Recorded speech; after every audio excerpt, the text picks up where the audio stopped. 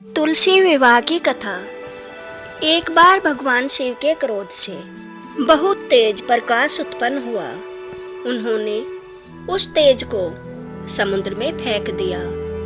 उससे एक महातेजस्वी बालक ने जन्म लिया। यह बालक आगे चलकर जालंधर के नाम से पराक्रमी दैत्य राजा बना। इसकी राजधानी का नाम जालंधर नगरी था। जालंधर का विवाह वृंदा से हुआ था।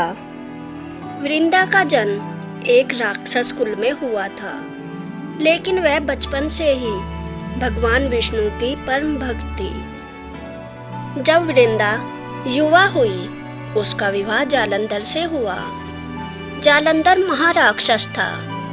अपनी सत्ता के मद में चूर उसने माता लक्ष्मी को पाने की कामना से युद्ध किया, परंतु समुद्र से ही उत्पन्न होने के कारण माता लक्ष्मी ने उसे अपने भाई के रूप में स्वीकार किया।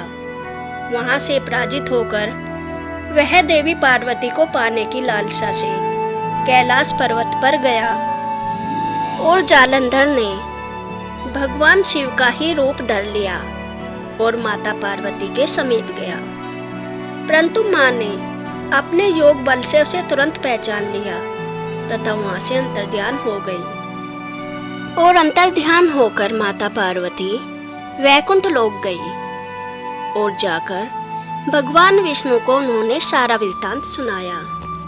जालंधर की पत्नी वृंदा अत्यंत पतिव्रता स्त्री थी। उसके पतिव्रत धर्म की शक्ति से जालंधर न तो मारा जाता था और न ही पराजित होता था। इसलिए जालंधर का नाश करने के लिए वृंदा के पतिव्रत धर्म को भंग करना बहुत आवश्यक था। इसी कारण भगवान विष्णु ऋषि का वेश धारण कर वन में जा पहुंचे, जहां वृंदा अकेली भ्रमण कर रही थी। भगवान विष्णु के साथ दो मायावी राक्षस भी थे, जिन्हें देखकर वृंदा भयभीत हो गई। ऋषि ने वृंदा के सामने पल में दोनों को भस्म कर दिया।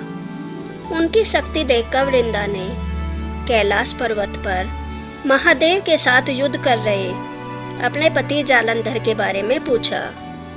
हे ऋषिवर, मेरे पति जालंधर भगवान शिव से युद्ध करने के लिए गए हैं। कृपा आप मुझे उनके बारे में बताइए, वे किस हाल में हैं? भगवान विष्णु ने अपनी माया जाल से दो वानर प्रकट किए।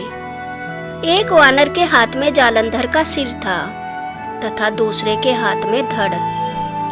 अपने पति की यह दशा देखकर वृंदा मूर्छित होकर गिर पड़ी। होश में आने पर उन्होंने ऋषि रूपी भगवान से विनती की, हे ऋषिवर, मुझ पर कृपा कीजिए, मेरे पति को जीवित कर दीजिए। भगवान विष्णु ने अपनी माया से पुनः जालंधर का सिर धड़ से जोड़ दिया, परंतु स्वयं भी वह उसी शरीर में प्रवेश कर गए। वृंदा को इस छल का तनिक भी आभास न हुआ। जालंधर बने भगवान विष्णु के साथ वृंदा पतिव्रता का व्यवहार करने लगी और उसका सतीत्व भंग हो गया।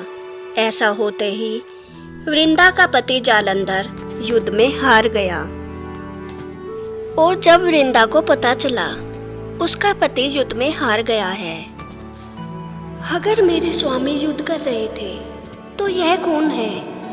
और वृंदा जालंधर रूपी भगवान विष्णु के पास गई।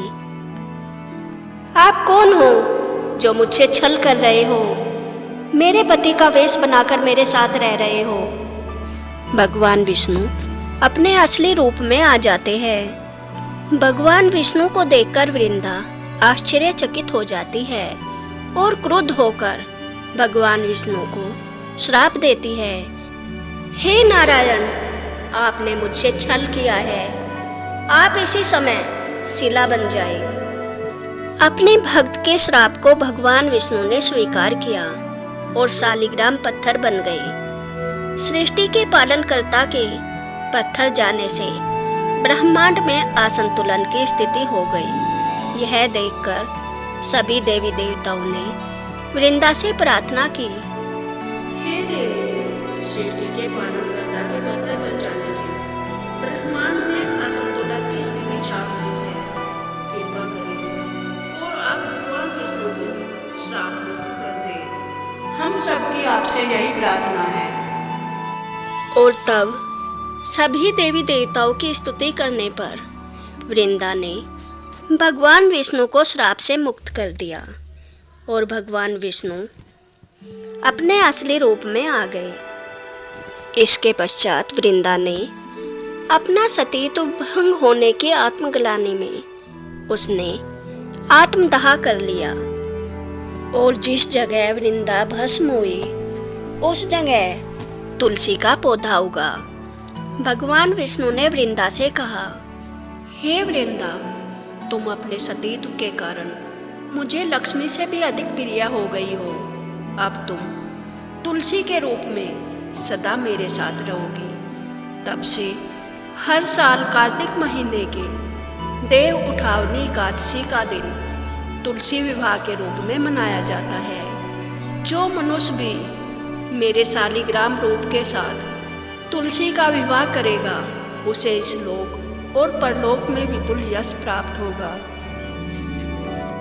उसी दैत्य जालंधर की यह भूमि जलंधर नाम से विख्यात है। सती वृंदा का मंदिर मोहल्ला कोट किशनचंद में स्थित है।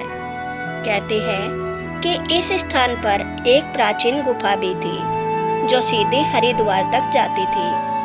सच्चे मन से 40 दिन तक सती वृंदा देवी के मंदिर में पूजा करने से सभी मनोरथ पूर्ण होते हैं। कहा जाता है जिस घर में तुलसी होती है वहाँ यम के दूत भी असमय नहीं जा सकते।